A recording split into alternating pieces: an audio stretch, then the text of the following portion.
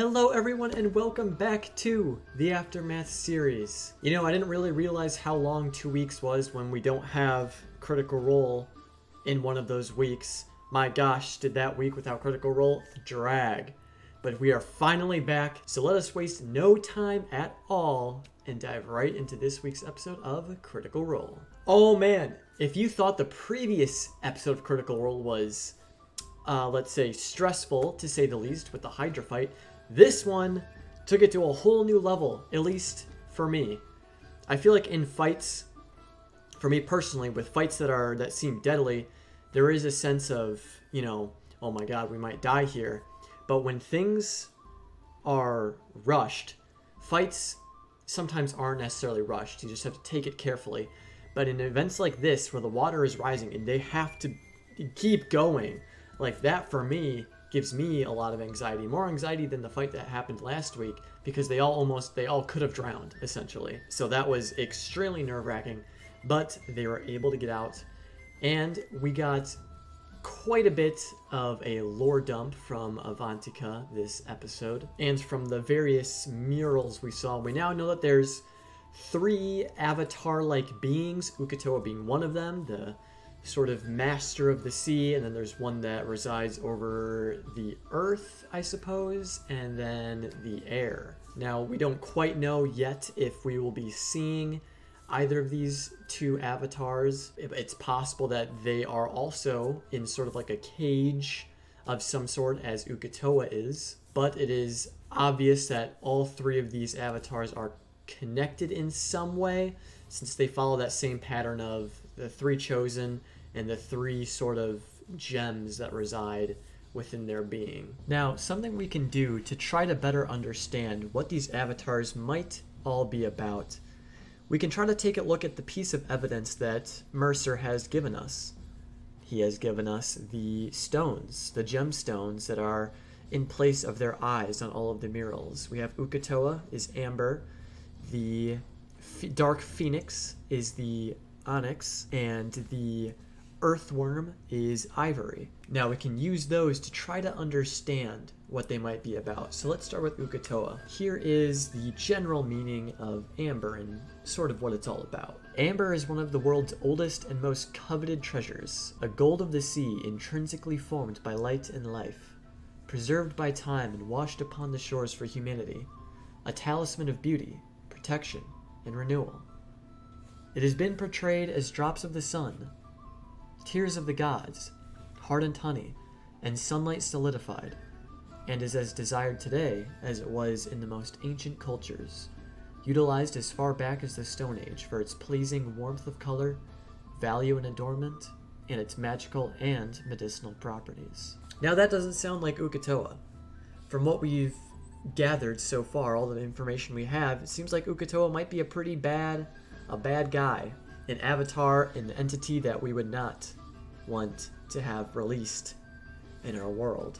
So we could probably take these meanings of the gemstones with a grain of salt, but it's possible that Matt is trying to fool us. He's trying to build this narrative where we think that Uk'otoa is going to be this evil being, when in actuality, he's given us these hints that maybe Uk'otoa isn't that bad after all. But we'll have to see. And now, since we don't know too much about the other 2 avatars, the meaning that their crystals mean may be the only clue we have.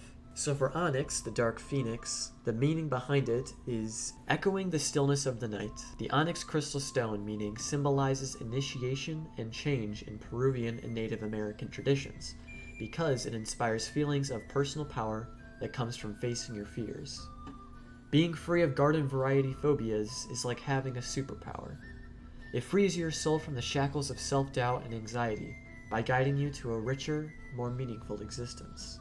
Now, this whole idea of free sort of goes with the fact that this avatar takes a bird form. We as people see flight as like the ultimate freedom. We're able to go wherever we want without, restrictions or fear of being held down. So I think this one may be a bit more true than Uk'otoa's, considering the information we know. And now, moving on to ivory. Because of its creamy white color, it's normally strongly associated with purity.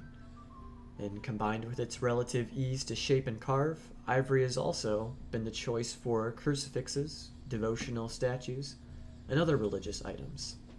Now, this is quite odd when you consider the depiction of this earthworm avatar.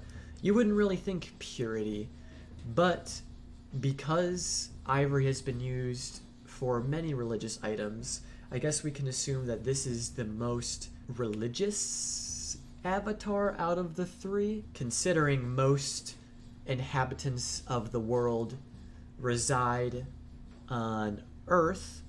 We can assume that it would receive the most worship, so I guess that's where that connection is. But with purity, I honestly have no idea.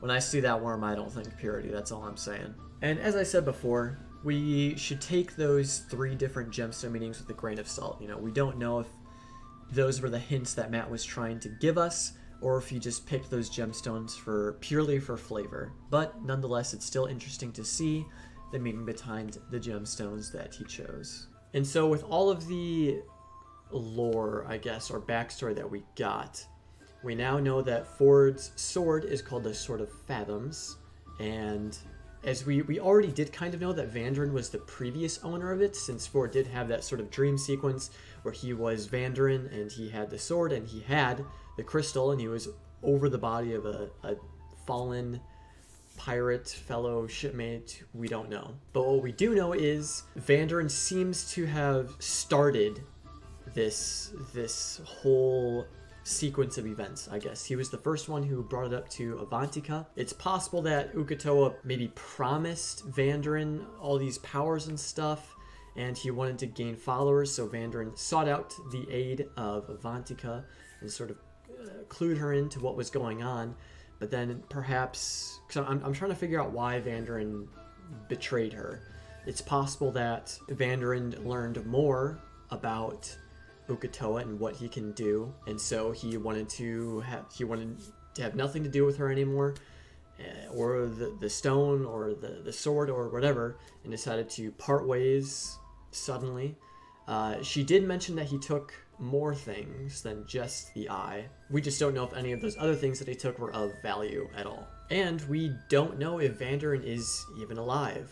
Now, I'm pretty sure he would be. I don't think Matt would leave that important of a character to just be dead. I think he's probably alive somewhere, and I doubt the crystal will be at the shipwreck that they may end up going to. I don't think Vandarin would let something that important slip away from his grasp. But this does beg the question of why Sabian decided to sabotage the ship.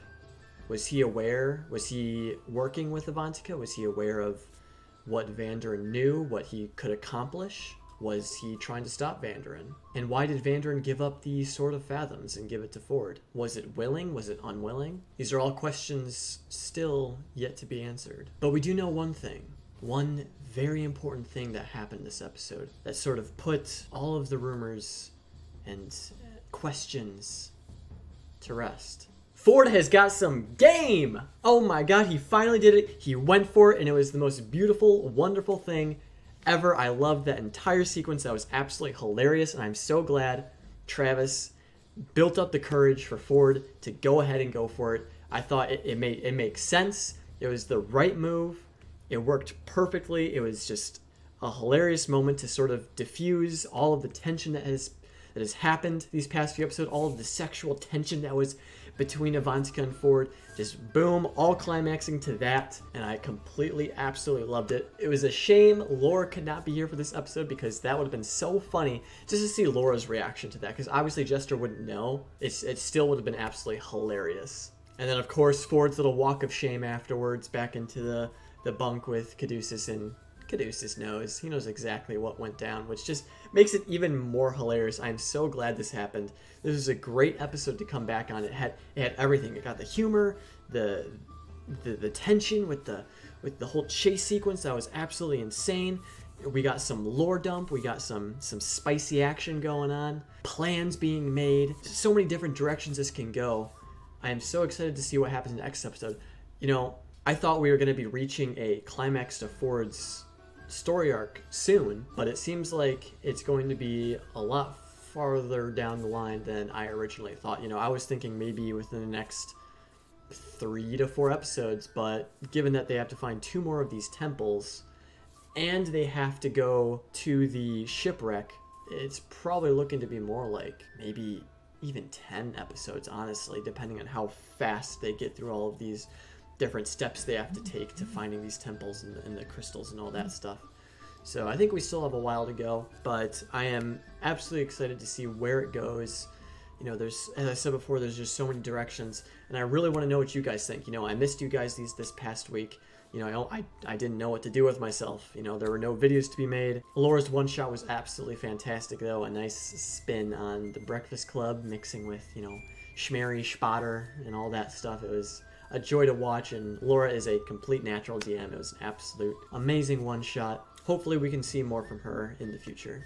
But yeah, please let me know what you guys think. And also, how was everyone's Halloween? I hope you all had a fantastic week off from Critical Role. Let me know what you guys, if you guys did anything fun over the nice holiday. But as you know, as far as tonight's episode of Critical Role goes, I want to know what you guys think. You know, where do you think the party will go now? Do you think they will actually part ways at Dark Toe, as they said before? Do you think they might try to sneak out? Or do you think they might stay a little longer and see what there is to gain? Because Ford is curious to find out what happened to Vandarin.